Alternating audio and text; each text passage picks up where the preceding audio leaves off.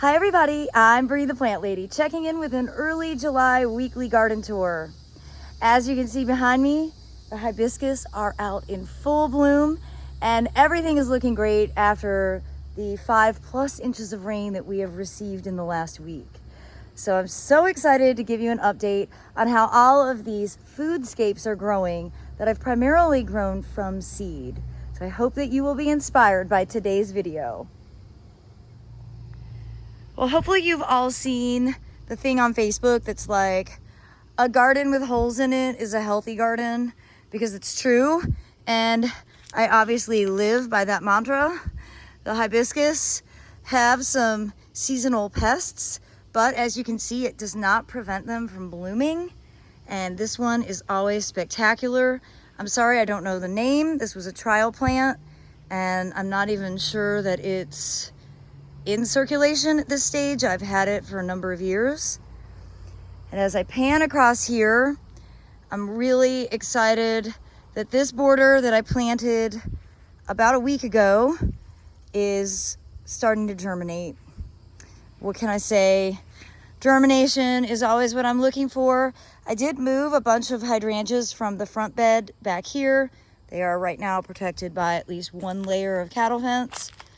And I did do a partial two sisters, I should say. So I did corn right here, and I did pumpkins. So I'm missing the bean element. I was thinking about, in about 3 weeks, planting fava beans to go along with this. It's a little early right now for fava beans because they don't love the heat. I'm also really happy to show you that we have definitely got germination. I think those actually look like sunflowers. I did a whole bunch of random seed in here, so it should be really fun to see what is growing out. So overall, I think this border is looking good. I cannot believe how huge that Adworthy has gotten. And I mentioned in an earlier video that I've got my arborist coming out, and on the chopping dock is this Prunus mume, which you can see it's just losing vigor. Didn't bloom very well this year. And then behind it, to Pollard, is that giant sycamore. And I'm feeling good about the idea, but I'm excited to talk to the arborist and get their professional opinion.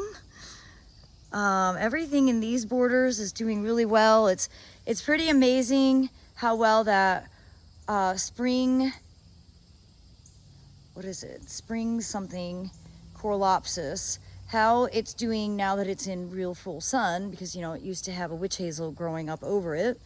Unfortunately, the witch hazel died from borers. These carex look great. The hydrangea continue to get eaten. Unless they're caged, you basically can't grow hydrangeas here. And even caged, they can still get eaten, because that's what the deer do.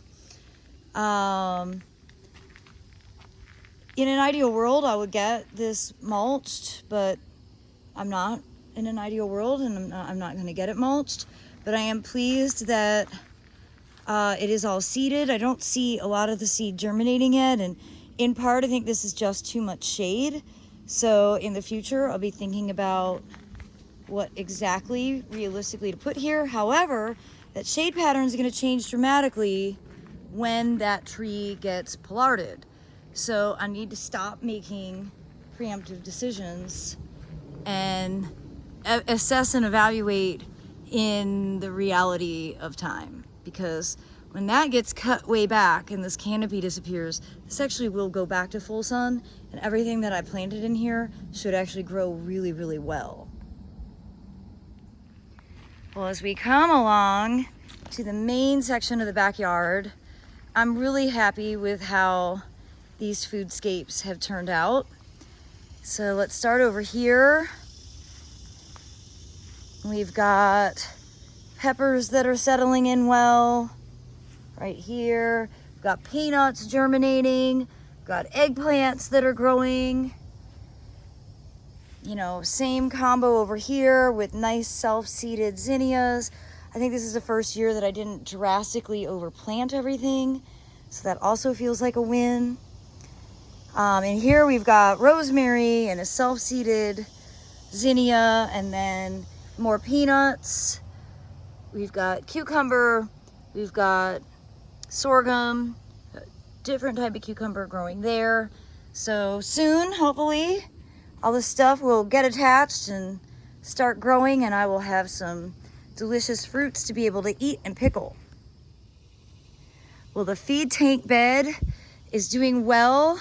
It's probably not really enough water because I haven't been home for the rice, but I did sort of overcompensate for the rice and put in these coleus to get that burgundy, so if the rice doesn't end up performing as I was hoping, I'll still get that good color combination. I think the white muley is gonna grow out really well and ultimately fill the bed completely, which is my aim. And then as we make our way over to this little section, you know, it's funny, you don't need a lot of room to grow a lot of vegetables. And for many people, a bed this size would probably be adequate. You can grow, you know, I've got peppers, I've got sweet potatoes, I've got cucumbers, I've got eggplant, I've got peanuts. That's, you know, kind of checking off a lot of boxes. If I had wanted to, I could have done tomatoes in these pots, but I have all the tomatoes because they're higher maintenance next door at the house that I live in. But I wanted these beds to be foodscaped because I want the Airbnb guests to be, you know, introduced to the concept, and hopefully they leave here feeling a bit inspired. So for a lot of you who follow me on YouTube, you probably actually haven't heard my foodscaping journey, which started when I bought my first house as a single woman in the subprime mortgage market. And I literally wasn't earning enough money with my full-time job working at a nursery to be able to pay my mortgage and my student loans and my car payment and my utilities, and also be able to grocery shop. And so I started growing vegetables basically out of necessity, out of hunger. And I got into a scuffle with my homeowner association, which I thankfully do not have in this neighborhood. This was at the house prior to this house. And I realized pretty fast, like, I was way too poor to fight them. But I also was the only person in the neighborhood with a degree in horticulture, with any sort of relevant professional gardening experience. So I decided instead of fighting them, I would join them. And I very quickly realized why the HOAs had these strict rules against growing vegetables, particularly vegetables in the front yard. And it's because people lose interest, and you plant, I call raised beds plant coffins, because they have no design aesthetic whatsoever. They're incredible amount of maintenance. Here in the South, they completely get filled with fire ants. And if you're not careful, they are the perfect overwintering ground for poisonous snakes, specifically copperheads. And I know that from experience, having undone a raised bed over at my former neighbor's house, Chris and Prudy. There were like 12 copperheads that were living in between the wooden planks. Of course, the wood rots and they end up being an incredible amount of maintenance in the long run. So raised beds just don't make any sense to me. But when I started growing vegetables in my landscape beds with the ornamental plants, my HOA, not only did they think that it looked beautiful, they didn't even realize I was growing vegetables. And I ended up getting awarded Yard of the Year. And that came with a $500 gift certificate to a local grocery store, which like literally solved all of my 20-something single lady problems.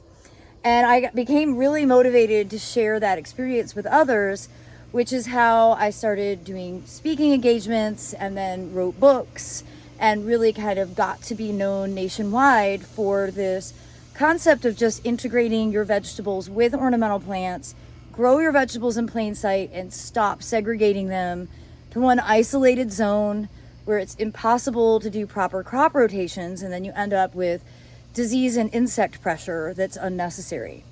Now, I will acknowledge the one huge downside to this approach to growing vegetables everywhere is the impossibility of keeping the deer off of the plants.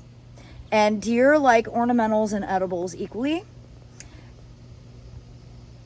They definitely view everything that I do as one super privileged, most delicious salad bar that's ever existed on planet Earth.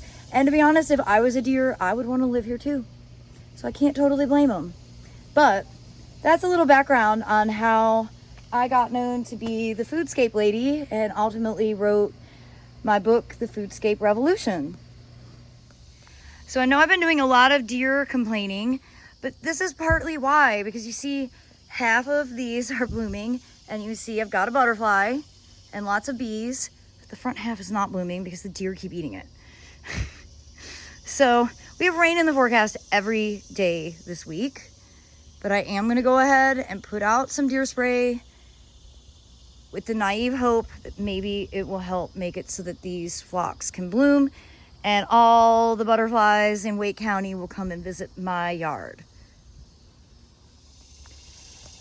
I continue to be fascinated with two things about this corner, which didn't even exist a year ago because there was a huge dying columnar oak that we had taken out. And this sassafras has just seamlessly filled in. I did not plant this. And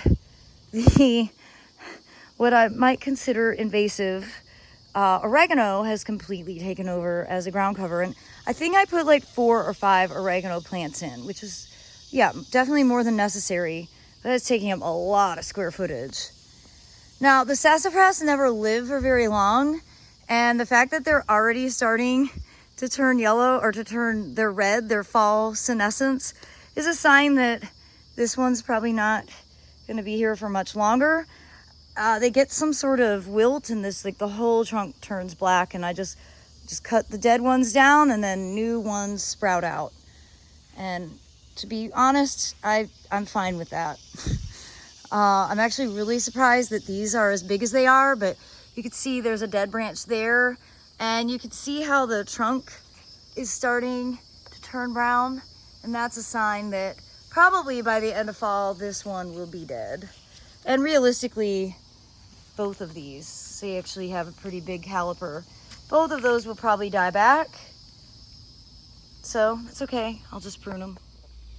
The fire pit bed is looking great. I actually haven't been over here, but you see lots of figs are coming. Hopefully these will all be ripe August, September. And can't go wrong with succulents. And then the stuff that I seeded in here is doing well. We've got okra, we've got zucchini, we've got white muhly grass, we've got asparagus, we've got cucumbers growing, not quite attaching yet to that cattle fence arbor. And then of course the bananas, which I just love the banana foliage against that amazing but very hot Carolina blue sky. And as I make my way around to this side, you can see the raspberries and blackberries are doing well in those 100-gallon root pouches. And these root pouches are doing great, except that I knew that I had wilt in these bags, and I was just testing it. But this is exactly what wilt does. So after a good rain, see the tomatoes wilt. And there's no point, they're just gonna die. So I'm just gonna go ahead and rip this tomato out. No point in it wasting any more energy. And I can go ahead and take these 2 tomatoes that are growing from it. And well, there's plenty of other stuff in this bag. So I'm not particularly concerned about ripping one thing out. And the tomato over there is still alive. So this bag might not have the wilt in it. That is bacterial Ralstonia, in case you're wondering. And you know, I did plant these deep. So let me move to shade so you can see. It's unfortunate they've died of wilt, but you could see where I planted them, where they were originally rooted. There's the root ball. But then what was buried, you see lots of good roots. And that's why I always say to plant your tomatoes deep, because those stems will produce roots. And that will make your plants have a lot stronger root system. But not if you have bacterial Ralstonia present in your soil. And I have had Ralstonia, at least in that front bag, for I'd say the last 5 years. And there's no undoing it. You just have to grow plants that aren't gonna die from it. And here on the north side of the blue house, everything is doing quite well, albeit overplanted, no big deal. I'm gonna ask my arborist to just kind of do some generalized work and prune what they think needs to be pruned. I've done that in the past, and I've found it's a very effective approach to having the best tree service possible. In general, micromanaging people isn't a good decision, and I pride myself on being the exact opposite of a micromanager. Well, everybody, I hope that you are having a great start to July. I hope that these weekly garden tours will serve as inspiration for you. I look forward to welcoming you all on September 20th for the fall open garden, cottage garden seed sale, and native plant sale. So save the date. Remember, it's free, no registration, rain or shine. And we also have some really awesome garden art vendors that are going to be here, in addition to the Raleigh Bubble Man, which I'm so excited about. Well, as always, thanks so much for watching, and happy gardening, everybody. It's time for me to hit the pool.